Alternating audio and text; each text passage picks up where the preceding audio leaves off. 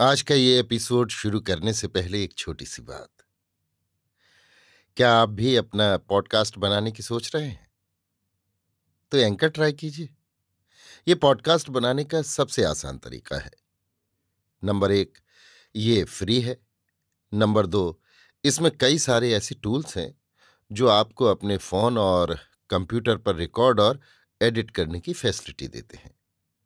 Number 3, आप अपने podcast को डिस्ट्रीब्यूट भी कर सकते हैं, जिससे इसे स्पॉटिफाई और दूसरे प्लेटफॉर्म पर सुना जा सके। तो डाउनलोड कीजिए फ्री एंकर ऐप या विजिट कीजिए anchor.fm पर अपना पॉडकास्ट स्टार्ट करने के लिए। ये तो थी एक छोटी सी जानकारी, और अब शुरू करते हैं एपिसोड का सिलसिला। तो आज के एपिसोड में लीजिए सुनिए रविंद्रनाथ टैगोर के लिखे उपन्यास चोखेर बाली के हिंदी अनुवाद आंख की किरकिरी का भाग 23, मेरी यानी समीर गोस्वामी की आवाज में। महेंद्र सोचने लगा कि मैंने कहा है, झूठ बात है, मैं विनोदनी को नहीं चाहता। बहुत ही कठोरता से कहा है। मैं उससे प्रेम करता हूं, ये ना सही, किंतु मैं उससे प्रेम नहीं करता, ये तो बड़ी कठोर बात है। ऐसी स्त्री कौन है जिसे इस बात से चोट न पहुंचे? इसके विरुद्ध प्रतिवाद करने का अवसर कब और कहाँ मिलेगा?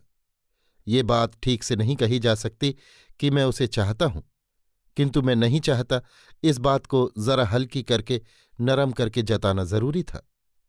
विनोदनी के मन में ऐसी एक निष्ठुर किंतु गलत धारणा होने देना अन्याय है। सोचते सोचते महेंद्र अपने बक्स में से फिर उन 3 चिट्ठियों को निकालकर पढ़ने लगा और मन ही मन कहने लगा, विनोदनी मुझसे प्यार करती है, इसमें संदेह नहीं, किंतु कल वो बिहारी के आगे इस तरह क्यों आ पड़ी? सिर्फ मुझे दिखाने के लिए? मैंने जबकि उससे स्पष्ट ही कह दिया था कि मैं उसे नहीं चाहता, तो वो किसी मौके से मेरे प्रेम को न ठुकराती तो क्या करती? इस तरह मुझसे अपमानित होकर शायद वो बिहारी से प्रेम कर भी सकती है। महेंद्र का क्षोभ इतना ज्यादा बढ़ता गया कि अपनी चंचलता से वो खुद ही विस्मित और भयभीत हो उठा। मान लो विनोदनी ने सुन ही लिया कि महेंद्र उससे प्यार नहीं करता, तो उसमें दोष क्या हो गया? मान लो इस बात से अभिमानिनी विनोदनी महेंद्र की तरफ से अपना मन खींच लेने की कोशिश करेगी, तो इससे उसका नुकसान क्या? आंधी तूफान के समय नाव की जंजीर जैसे लंगर को जोर से खींची रहती है, महेंद्र वैसी ही व्याकुलता के साथ साथ आशा को मानो जरूरत से ज्यादा जोर लगाकर पकड़े रहने की कोशिश करने लगा। रात को महेंद्र ने आशा को अपनी छाती के पास खींचते हुए कहा, चुन्नी, तुम मुझे कितना प्यार करती हो, ठीक ठीक बताना। आशा सोचने लगी, ये कैसा सवाल? बिहारी को लेकर जो अत्यंत लज्जाजनक बात उठी है, उसी से क्या उस पर ऐसी संदेह की छाया पड़ रही है? उसने मारे शर्म के मरकर कहा, छी छी, आज तुम ऐसा सवाल क्यों कर रहे हो? मैं तुम्हारे पांवों पड़ती हूं, तुम मुझसे खुलासा कहो। मेरे प्यार में तुमने कब कहाँ क्या कमी पाई है? महेंद्र ने आशा को पीड़ित करके उसका माधुर्य निकाल लेने की गरज से कहा, तो फिर तुम काशी क्यों जाना चाहती हो? आशा ने कहा, मैं काशी नहीं जाना चाहती, मैं कहीं भी नहीं जाना चाहती। महेंद्र ने कहा, इसके पहले तो जाना चाहती थी। आशा ने अत्यंत व्यथित होकर कहा, तुम्हें तो मालूम है मैं क्यों जाना चाहती थी। महेंद्र ने कहा, मुझे यहां अकेला छोड़कर अपनी मौसी के पास शायद तुम ज्यादा आराम से रहती। आशा ने कहा, नहीं, कभी नहीं, मैं वहां आराम के लिए नहीं जाना चाहती थी। महेंद्र ने कहा, मैं सच कहता हूं चुन्नी, तुम और किसी से ब्याह करती तो बहुत ज्यादा सुखी हो सकती थी। इस बात को सुनते ही आशा क्षण भर में महेंद्र की छाती के पास से हटकर तकिए से मुंह ढककर पत्थर की तरह निश्चेष्ट हो रही, और दूसरे ही क्षण अपने रोने को वो रोके न रोक सकी। महेंद्र ने सांत्वना देने के लिए उसे छाती से लगाने की कोशिश की, किंतु आशा ने तकिया नहीं छोड़ा। पतिव्रता के इस अभिमान से महेंद्र सुख से, गर्व से, धिक्कार से क्षुब्ध हो उठा। जो बातें अब तक भीतर ही भीतर आभास के रूप में थीं, उन सब ने सहसा स्पष्ट शब्दों में परिस्फुट होकर सबके मन में एक तरह की हलचल मचा दी। विनोदनी अपने मन में सोचने लगी, ऐसे स्पष्ट दोषारोपण के विरुद्ध बिहारी ने कोई प्रतिवाद क्यों नहीं किया? बिहारी अगर झूठा प्रतिवाद भी करता तो भी विनोदनी शायद कुछ खुशी ही होती। अच्छा हुआ महेंद्र ने बिहारी को जो चोट पहुंचाई है वो उसे मिलनी ही चाहिए थी। बिहारी सरीखा ऐसा महान पुरुष क्यों आशा से प्रेम करेगा? अच्छा हुआ इस चोट ने बिहारी को दूर ढकेल दिया। ये अच्छा ही हुआ। इससे विनोदनी मानो निश्चिंत हो गई। किंतु बिहारी का वो मृत्यु बाणाहत रक्तहीन सफेद फक चेहरा विनोदनी के सब कामों में मानो उसके पीछे पीछे फिरने लगा। विनोदनी के भीतर जो सेवापरायणा नारी प्रकृति थी वो उस आर्त मुख को देख देख कर रोने लगी। रुग्ण बच्चे को माँ जैसे अपने छाती के पास हिलाती बहलाती रहती है, उसी तरह उस आतुर मूर्ति को विनोदनी अपने हृदय में रखकर हिलने बहलने लगी। उसे स्वस्थ करके उस चेहरे पर फिर रक्त की झलक, प्राणों का प्रवाह, हास्य का विकास देखने के लिए विनोदनी में एक तरह की अधीर उत्सुकता पैदा हो गई। 2-3 दिन तक सब कामों में इस तरह उन्मना रहने के बाद विनोदनी से फिर रहा नहीं गया। उसने बिहारी के नाम एक सांत्वना का पत्र लिखा। उसमें लिखा, लाला जी, जब से मैंने तुम्हारा उस दिन का सूखा चेहरा देखा है तब से मैं बराबर प्राण मन से यही कामना कर रही हूं कि तुम स्वस्थ हो। तुम जैसे थे वैसे ही हो जाओ। तुम्हारी वो सहज सरल हंसी अब मैं कब देखूंगी? तुम्हारी वे उदार बातें अब मैं कब सुनूंगी? तुम कैसे हो 2 लाइन लिखकर मुझे जता देना। तुम्हारी विनोदा भाभी। विनोदनी ने दरबान के हाथ चिट्ठी बिहारी के घर भिजवा दी। बिहारी ने कभी स्वप्न में भी इस बात की कल्पना नहीं की थी कि उसके और आशा के विषय में महेंद्र कभी भी इतना रूढ़ होकर ऐसे गर्हित ढंग से ऐसी बात मुंह से निकाल सकता है कि आशा से बिहारी प्रेम करता है। कारण उसने खुद भी कभी ऐसी बात को स्पष्टतः मन में स्थान नहीं दिया। पहले तो वो वज्राहत सा हो गया, उसके बाद क्रोध से घृणा से फड़फड़ाता हुआ कहने लगा, यह अन्याय है, असंगत है, बेबुनियाद है। किंतु बात जबकि एक बार उच्चारित हो चुकी है तब उसे फिर पूरी तरह मार के मिटाया नहीं जा सकता। उसमें जितना सा भी सत्य का बीज था वो देखते देखते अंकुरित हो उठने लगा। एक दिन वो लड़की देखने महेंद्र के साथ श्याम बाजार गया था और वहां सूर्यास्त के समय बगीचे से उच्छ्वसित पुष्प सुगंध प्रवाह में उसने जिस लज्जिता बालिका के सुकुमार मुखड़े को बिल्कुल अपना समझकर विगलित अनुराग के साथ देखा था, आज उसी की उसे बार बार याद आने लगी और अपनी छाती के पास वो कैसा तो एक भारी बोझ सा अनुभव करने लगा। उसे ऐसा लगा मानो एक अत्यंत कठिन वेदना उसके हृदय से लेकर कंठ तक आलोड़ित हो रही हो। बहुत रात तक छत पर पड़े पड़े और मकान के सामने के रास्ते पर तेजी से टहलते टहलते उसके मन में अब तक जो अव्यक्त था वो व्यक्त हो उठा, जो संयत था वो उद्दाम हो उठा। अपने आगे भी जिसका कोई प्रमाण नहीं था, महेंद्र की बात से विराट प्राण पाकर वो बिहारी के भीतर बाहर सर्वत्र व्याप्त हो गया। तब उसने अपने को अपराधी समझा और मन ही मन कहा, मेरे लिए अब नाराज होना तो शोभा नहीं देता। महेंद्र से क्षमा मांगने के बाद ही मुझे उससे विदा लेनी चाहिए। उस दिन मैं इस तरह चला आया मानो महेंद्र दोषी हो और मैं विचारक। अपने उस अन्याय को मैं स्वीकार कर आऊंगा। बिहारी समझता था कि आशा काशी चली गई होगी। एक दिन शाम के वक्त वो आहिस्ते आहिस्ते टहलता हुआ महेंद्र के घर के सामने उपस्थित हुआ।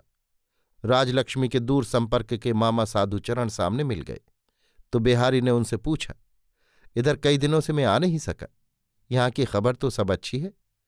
साधुचरण ने सबका कुशल संवाद जता दिया। बिहारी ने पूछा, बहू काशी कब गई? साधुचरण ने कहा, अभी नहीं गई, अब शायद जाएंगी भी नहीं। सुनते ही कोई बाधा न मानकर बिहारी का मन अंतःपुर की तरफ दौड़ चला। पहले वो जैसे सहज स्वाभाविक भाव से, जैसे आनंद से, आत्मीय की तरह परिचित जीने से खटाखट सीढ़ियां चढ़ता हुआ भीतर चला जाया करता था। सबके साथ स्निग्ध कौतुक से हास्यालाप किया करता था। मन में किसी तरह का ख्याल ही नहीं उठता था। आज उन सब बातों को अपने लिए अवैध और दुर्लभ समझकर ही उसका चित्त मानो उन्मत्त हो उठा। आज और एक बार, अंतिम बार उसी तरह भीतर जाकर घर के लड़के की तरह राजलक्ष्मी से बात करके एक बार घूंघट से आवृत आशा से भाभी कहकर दो चार तुच्छ बातें कराना उसके लिए परम आकांक्षा का विषय हो उठा। साधुचरण ने कहा, अंधेरे में खड़े कैसे रह गए भाई, चलो भीतर चलो। मामा की बात सुनकर बिहारी तेजी से कदम रखता हुआ कुछ दूर तक भीतर गया और फिर अकस्मात रुककर बोला, जाता हूं, एक जरूरी काम है मुझे। इतना कहकर वो जल्दी से अपने घर चला गया और उसी दिन रात की गाड़ी से वो पश्चिम की तरफ घूमने चल दिया। इधर जो दरबान विनोदनी की चिट्ठी लेकर गया था वो बिहारी के घर पर न मिलने से वापस लौट रहा था। महेंद्र उस समय अपने मकान के सामने वाले छोटे से बगीचे में टहल रहा था। उसने दरबान के हाथ में चिट्ठी देखकर पूछा, किसकी चिट्ठी है? दरबान ने सब बात बता दी। महेंद्र ने उससे चिट्ठी ले ली। एक बार उसने सोचा कि चिट्ठी लेकर वो खुद विनोदनी के पास जाए और अपराधिनी विनोदनी का लज्जित चेहरा एक बार वो खुद देख आए। अपने मुंह से वो कुछ कहेगा सुनेगा नहीं। इस चिट्ठी में विनोदनी के लिए लज्जा की बात होगी ही, इसमें महेंद्र को जरा भी संदेह नहीं था। उसे याद उठाई, पहले भी और एक दिन बिहारी के नाम इसी तरह की चिट्ठी गई थी। चिट्ठी में क्या लिखा है इस बात को जाने बगैर महेंद्र को किसी भी तरह चैन नहीं पड़ा। उसने मन को समझाया कि विनोदनी उसके घर में है, इस समय वही उसका अभिभावक है और वही उसकी भलाई बुराई के लिए जिम्मेदार है। लिहाजा इस तरह की संदेहजनक चिट्ठी खोलकर देखना उसका कर्तव्य है। विनोदनी को बुराई के रास्ते जाने देना किसी भी हालत में उचित नहीं। महेंद्र ने छोटी सी चिट्ठी खोलकर पढ़ ली। वो सहज सरल भाषा में लिखी गई थी, इसलिए अकृत्रिम उद्वेग उसमें से स्पष्ट प्रकट हो रहा था। चिट्ठी को बार बार पढ़कर और बहुत सोच विचार कर भी महेंद्र तय नहीं कर पाया कि विनोदनी के मन की गति किस तरफ है। उसे बार बार यही आशंका होने लगी कि मैंने जो उसका नहीं चाहता कहकर अपमान किया है, उस अभिमान से ही विनोदनी दूसरी तरफ मन लगाने की चेष्टा कर रही है। गुस्से में आकर मेरी आशा उसने बिल्कुल ही छोड़ दी है। इस बात का ख्याल आते ही महेंद्र के लिए धीरज रखना एकदम असंभव हो उठा। जो विनोदनी स्वयं ही उसके आगे आत्मसमर्पण करने आई थी, वो क्षण भर की मूढ़ता से उसके अधिकार से बिल्कुल ही अलग चली जाएगी, इस संभावना ने महेंद्र को स्थिर नहीं रहने दिया। वो सोचने लगा, विनोदनी मुझे अगर मन ही मन चाहती है, मुझसे प्रेम करती है, तो ये उसके लिए मंगलकारी है। वो एक ही जगह बंधी रहेगी। मैं अपने मन को जानता हूं, मैं उसके साथ किसी तरह का अन्याय नहीं करूंगा। वो मुझसे बेखटके प्रेम कर सकती है। मैं आशा को प्यार करता हूं, मुझसे उसे कोई डर नहीं, किंतु वो यदि और किसी तरफ मन दे तो उसका क्या सर्वनाश हो सकता है, कौन जाने। अंत में उसने तय किया कि उसे खुद पकड़ाई न देकर विनोदनी के मन को किसी मौके से और एक बार अपनी तरफ खींचना ही पड़ेगा। महेंद्र ने अंतःपुर में प्रवेश करते ही देखा कि विनोदनी रास्ते में खड़ी खड़ी मानो किसी के लिए उत्कंठित होकर प्रतीक्षा कर रही है। देखते ही महेंद्र के मन में चट से विद्वेष जल उठा। उसने कहा, अजी यहां व्यर्थ ही खड़ी हो, मुलाकात नहीं होने की। ये देखो तुम्हारी चिट्ठी लौट आई है। कहते हुए उसने चिट्ठी उसके सामने पटक दी।